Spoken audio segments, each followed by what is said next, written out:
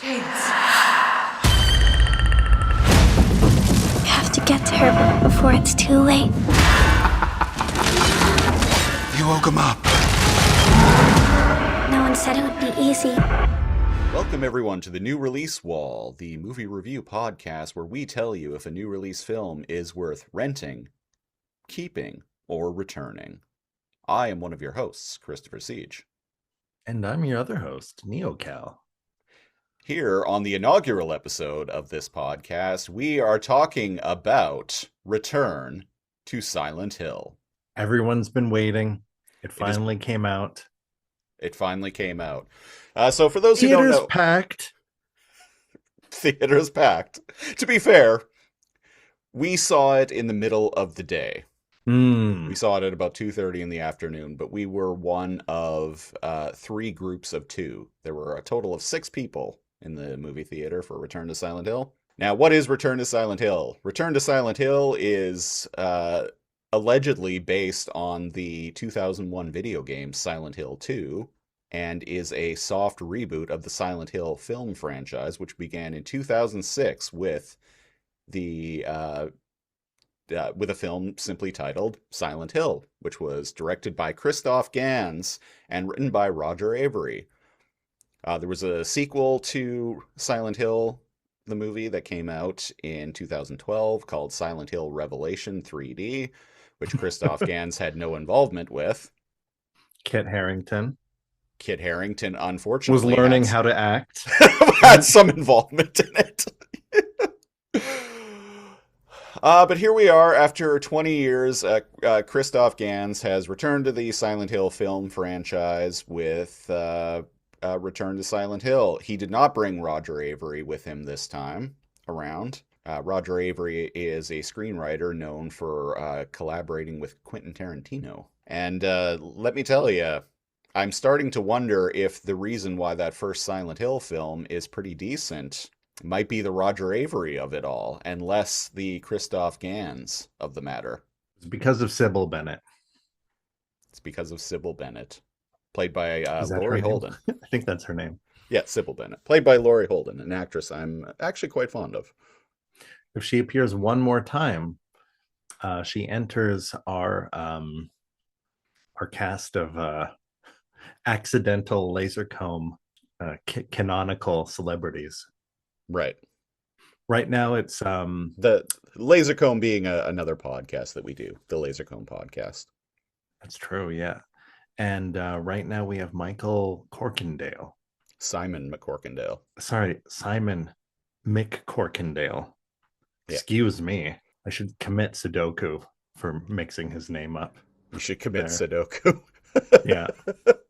But I certainly wanted to commit Sudoku while we were watching Return to Silent Hill. That's right.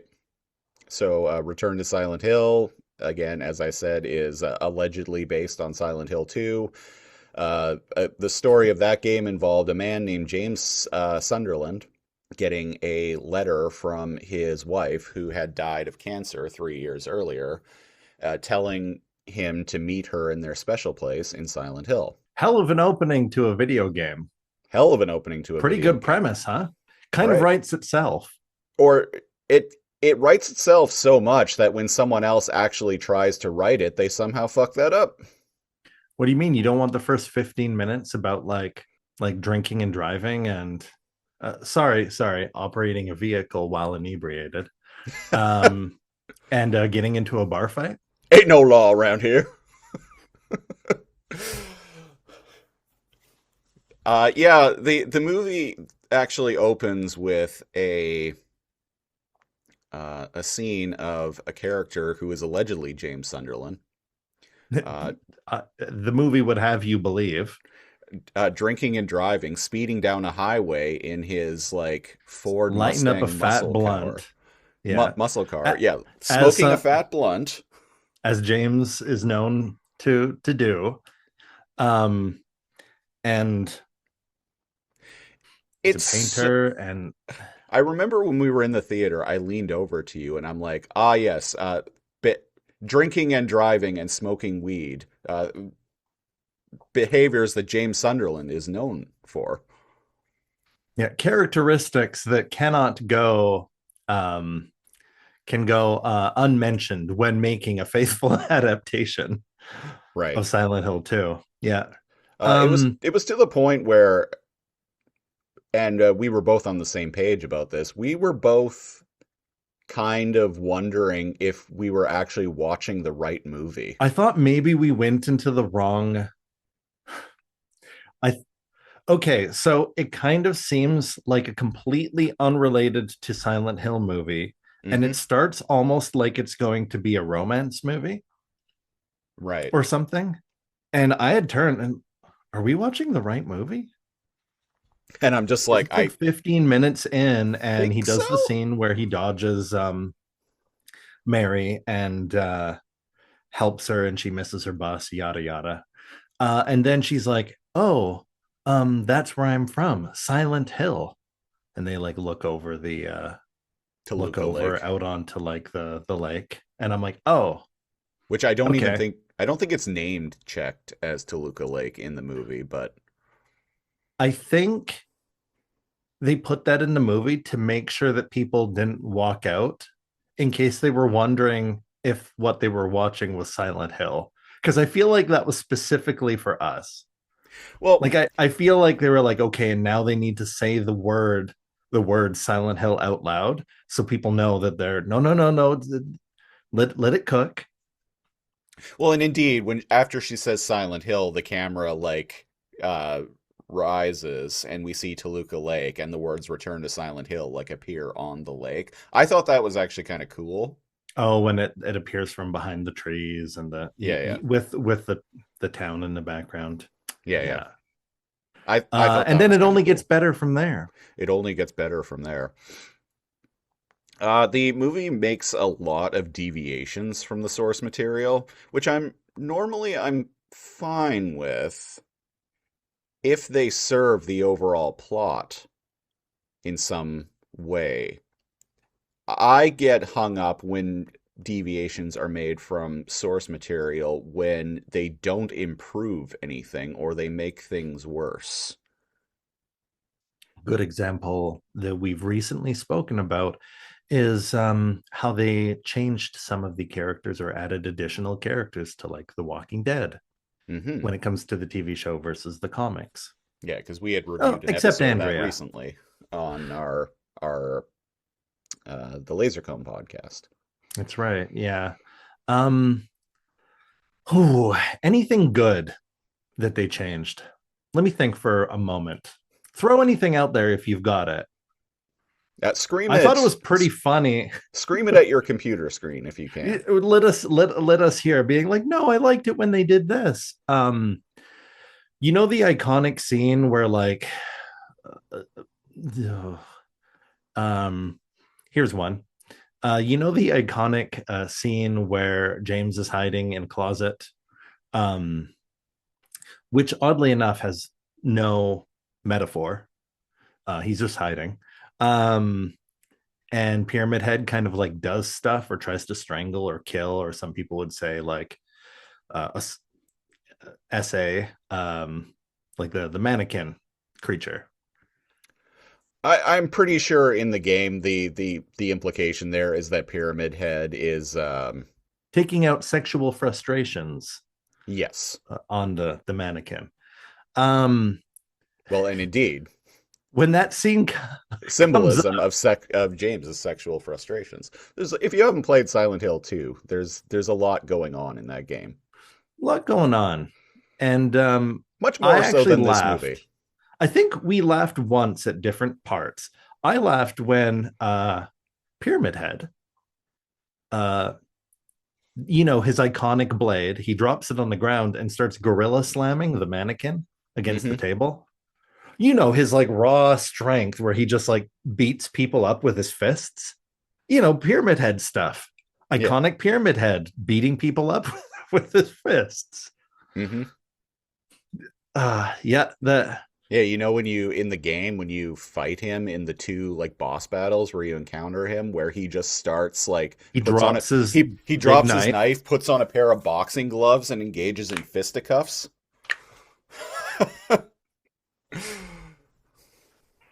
Yeah, everyone remembers that. And some like new metal starts playing in the background. I stand alone. Um, okay, so yada things I like. Let's do this, folks. You're just here to be like, hey, should I rent this? Should I buy this? Um, should I yeet it into the dumpster? Some of the creature parts are creepy, and the level design, like the set designs, are creepy. You had said that you liked the piston flesh room, Indeed. Well, the thing with the set but design it's though, lost because there it's not telling us anything. there's not much set design even going on here though, is the thing, because like this movie is shot on a green screen. Like Um, almost everything in the I movie was is green aware that screened. you had noticed that immediately, and it like bugged you the entire time. It does. I'm not a big fan of digital Before we were even backgrounds. Silent Hill, you didn't like it. Like when it was just the forest and the lake and stuff, Yeah. is when you noticed it. Yeah. It's become an increasing trend in movies and TV to just shoot in like on a sound stage with like a green screen and background and just add digital backgrounds later because we're at a point now where it's cheaper for a lot of productions to do that than to actually like rent out space or like build sets, et cetera, et cetera. Somehow this movie has a budget of $23 million. I certainly I don't don't see believe it. it anywhere. I don't believe it. 20 million of it was Coke. Or Um, I was gonna say this was probably a money laundering scheme. uh, geez. There's the part where he looks in the mirror at Yeah, like the bathroom stop, that like the truck stop, yeah, homaging and the goes, opening "Oh scene from the man." game. And I was like, "Hey, it's the scene from the game." The ash that falls from the sky is because of nearby forest fires that made um that caused the town to evacuate. Right. Well, except for like a handful of people. Well, and the ash in the air is a visual motif from the first Silent Hill movie. So let us make okay, so people I like those visual motifs, but Silent Hill is foggy. And it started with Silent Hill's Silent Hill foggy. 1 because of the visual limitations of the PlayStation hardware. Yes, in the original Silent Hill game, To good effect. the fog was used because in order to create a fully like 3D background, a lot of games on the PS1, including Resident Evil, used pre-rendered backgrounds.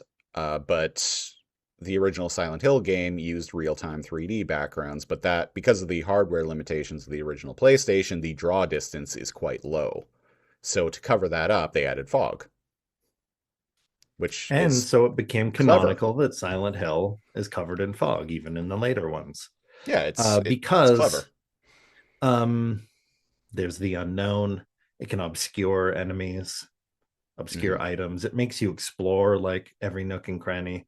But with that first Silent Hill movie, um, it's still kind of foggy, but it's kind of there's ash everywhere. It's because of the mines burning underneath the like the coal mines still on fire Hmm. underneath the city. And I like that visual thing, but they kind of like continued that, but throughout the mines thing and its forest fires. And it's like, Hmm. okay, eh, Sure. I mean, same se- director from that first movie, so why not?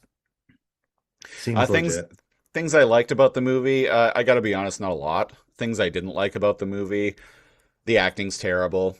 Uh, the dialogue is very, very stilted and awkward to the point that I actually laughed out loud a few times in the theater at some lines that were being delivered.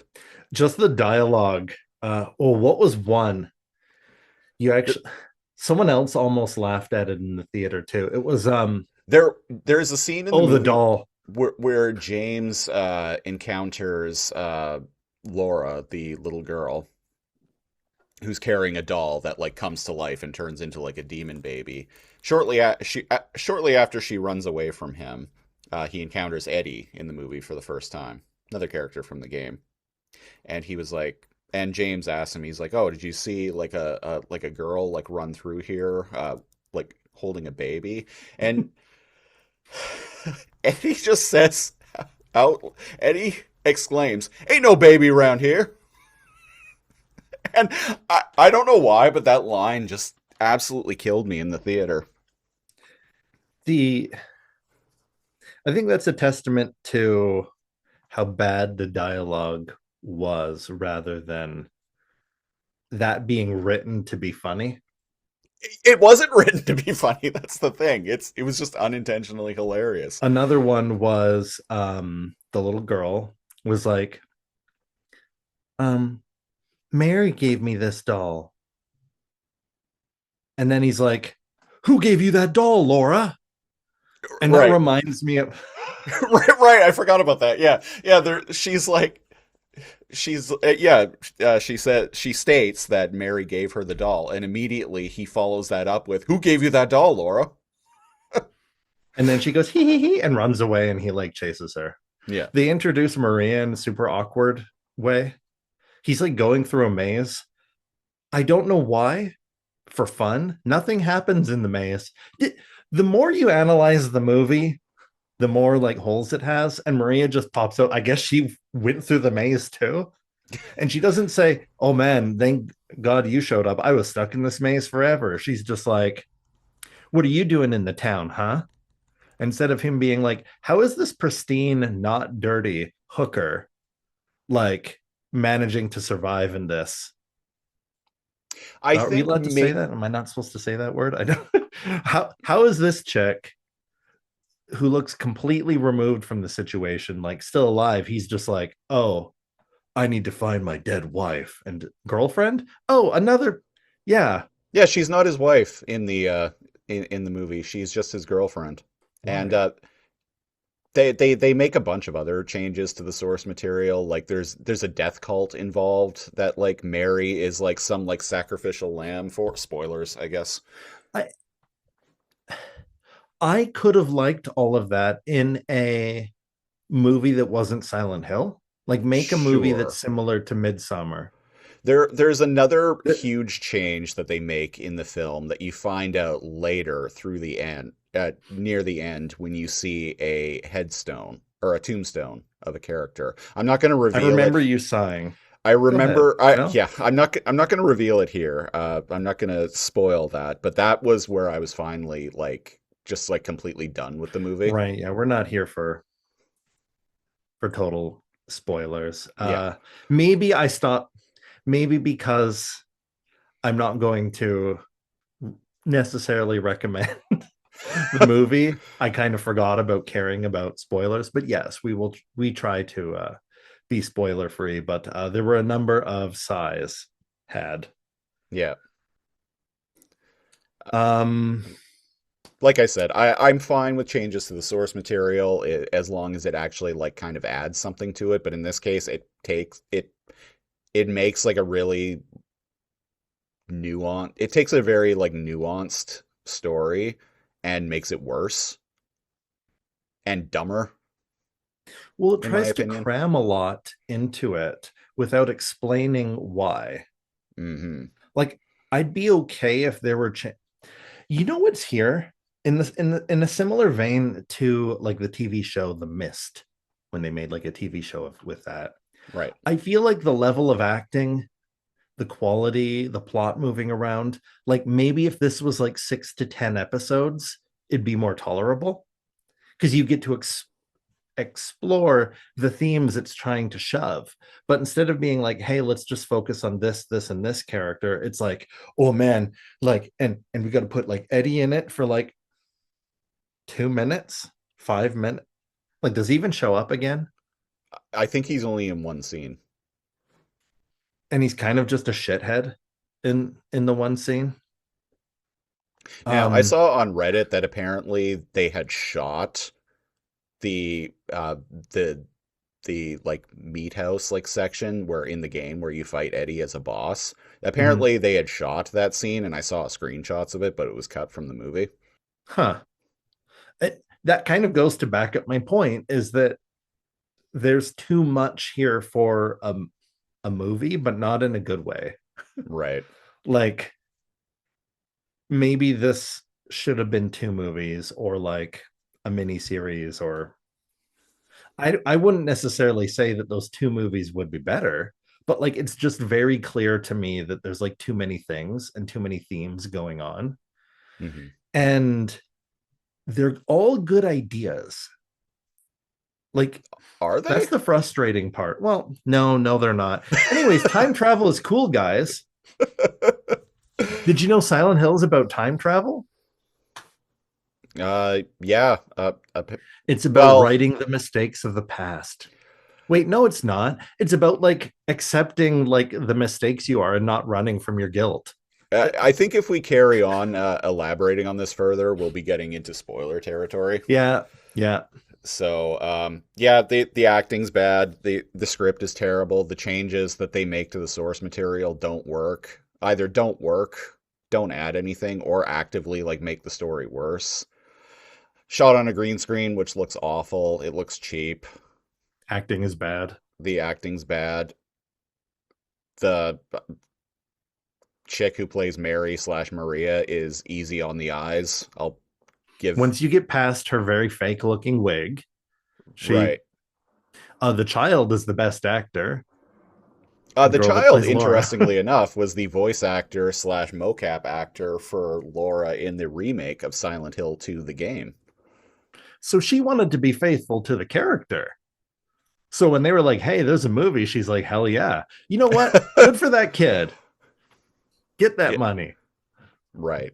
Voice doing the mocap, get in the movie. Yeah. speaking of getting that money, Return to Silent Hill.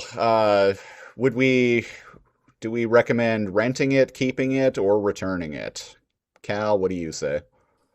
As one of your professional uh, connoisseurs of the visual medium of movies, um, even though I do not no longer, even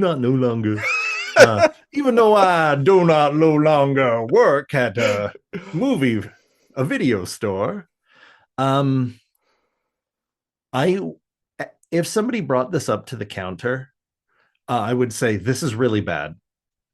Yeah, Like you want to spend money on this, so I'd re- return it to the shelf. Yeah, yeah. like I'd be like, I cannot recommend this.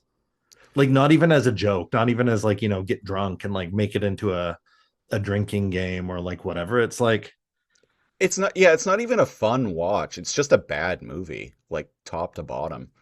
Yeah, I'm gonna agree with that. I'm going to say Return to Silent Hill. mhm. Return to Silent Hill.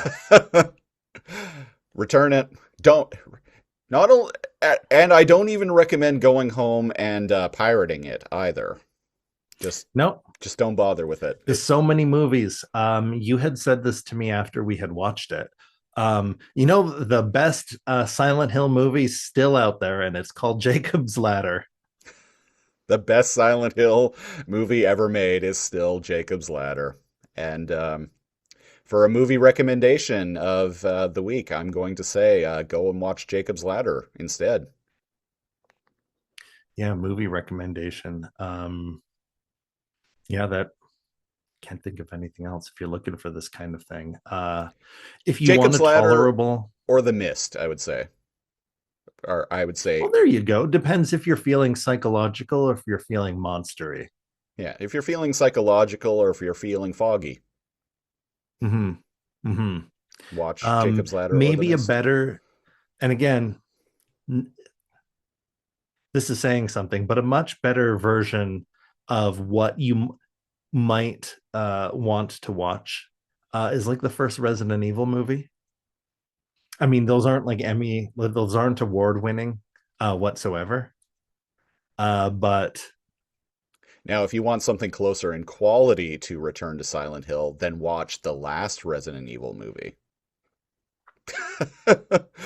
I don't even know if I have. What are there? 7 of those? 8 of those? And by the last Resident Evil movie, I mean that original Paul W.S. Anderson series, Resident Evil: The Final Chapter. There was a reboot that came out a few years ago called Welcome to Raccoon City that I actually quite liked. What? It's not bad as far You as liked? Resident. Yeah, it's not bad as far as Resident Evil movies go, I would say. And they're coming out with another reboot of that later this year. Hmm. Yeah, So good start to 2026. good start to 2026. Starting off with a banger. Speaking of starting off with bangers, that was the first episode of the new release wall here on the Block Brothers Network. I have been one of your hosts, Christopher Siege. And I'm your other host, NeoCal. Thanks for listening. We will see you at the video store. Unless it's like Friday or Saturday. Then we have limited hours.